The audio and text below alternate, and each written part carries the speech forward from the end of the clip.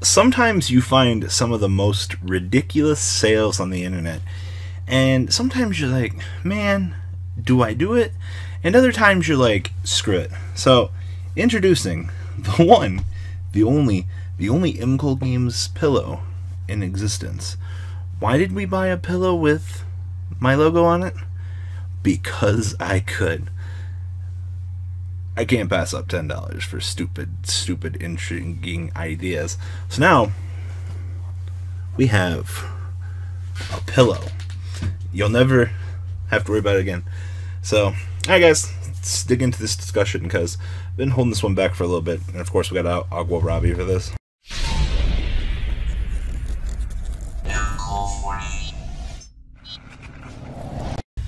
So I'm always pretty sure it's always the same guy in the comment section asking for Waifu Wednesday, and of course, it's Tuesday. So this is going to be as much of a Waifu Wednesday as you're going to get this week.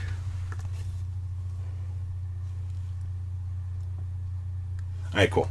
So, Waifu Wednesday on Tuesday. So here's the thing. I wanted to talk about the discussion I had with a player at Locals on Saturday of last week, and the general interaction with him. Now, this video is not going to be flaming or anything like that, even though I'm pretty sure that it might come off of that. So, constructive, and let's get into this. So, I've seen this player around a couple times, shows up to Locals. This is his first time. Round one, he sits down and plays, and he plays Lumina and discards for cost with no target in the graveyard.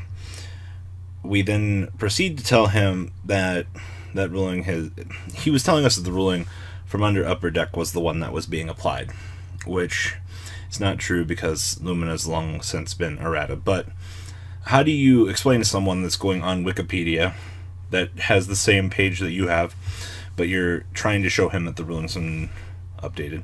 After a little bit of flabbergasting, we're going to say, we eventually got the ruling across. So, it's fine there. Round two rolls around, and he has Proxy Dragon on the field, and gets Raigeki.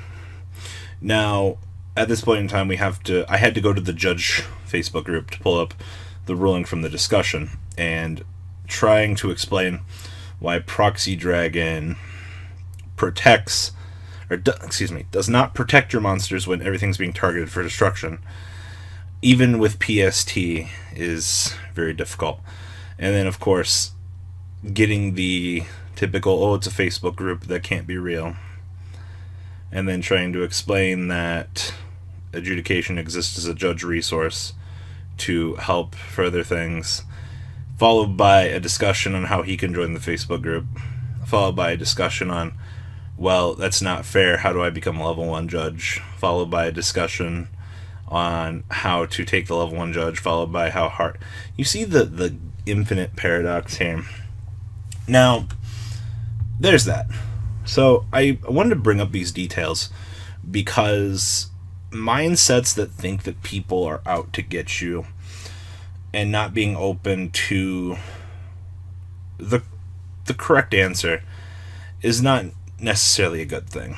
And I've had this discussion before with multiple people, and I actually had a discussion with this fine sir after the event, and he was asking how to be a better player, and I was like, yo, like, of course I was like, watch my YouTube, I talk about things and how to beat them, even so much as hit me up when you're around and I'll try to help you. It's not that hard to add me on Facebook and talk to me. I don't bite, contrary to popular belief, but we had a discussion, and he was like, well, I don't want to play Lightsworn and Zombies because it doesn't let the deck do what the deck's supposed to do. And how am I supposed to tell a player that, hey, it's not diluting the theme of the deck by making the deck more consistent?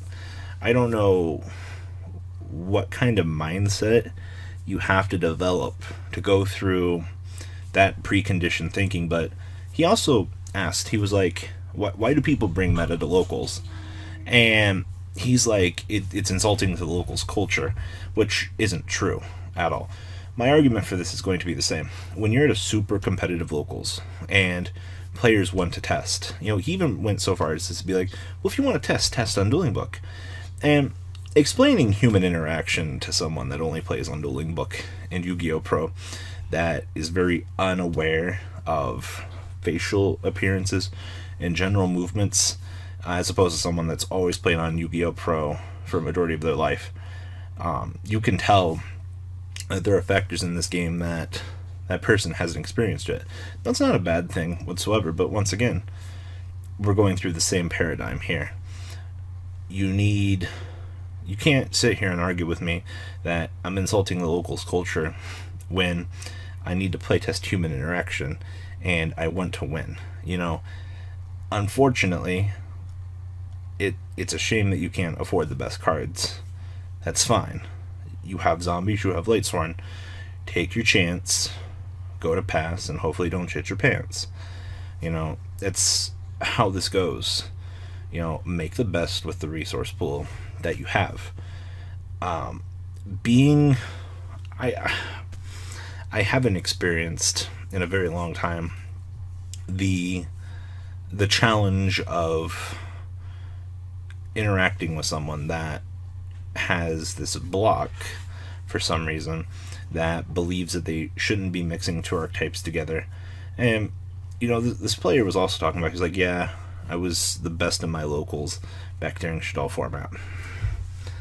Now, we all know how fun Shadal format was, how uninteractive it was, but how can you get mad at people for playing meta when you used to play meta? Once again, infinite paradoxes. So here's the thing. We sat down, we had discussions. I was bringing up the fact that putting mental blocks on yourself, such as feeling that you need to play a deck one specific way, will not allow you to grow as a player. And I'm making this video with the hope that he watches this to refresh the points in him, because I want him to be a better player. And for those of you watching this that have similar mentalities, I think this would do you some good.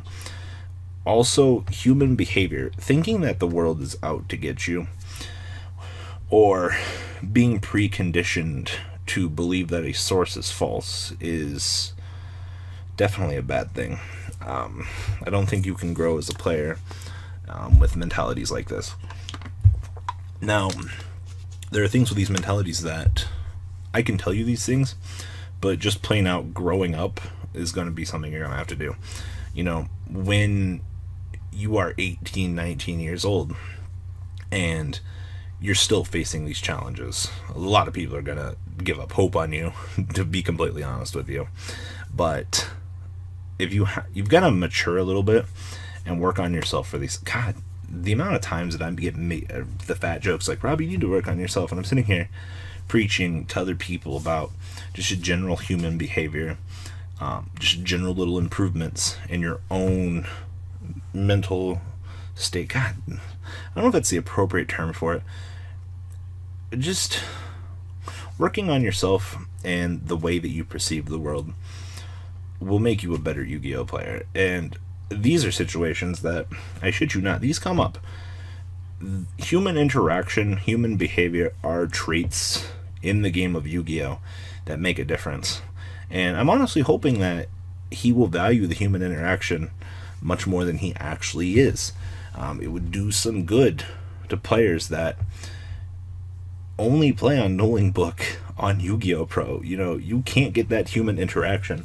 These facial expressions, look at me, this right here, and the way I shuffle, the way I'm talking to you during a game, these are all things that you can be the best Yu-Gi-Oh Pro player in the fucking room, and because I can make subtle movements, and because you're a total novice at the way that I'm handling my demeanor, I can make you misplay just in the pure consciousness of my own being, just because I'm much better at playing physical paper than you are.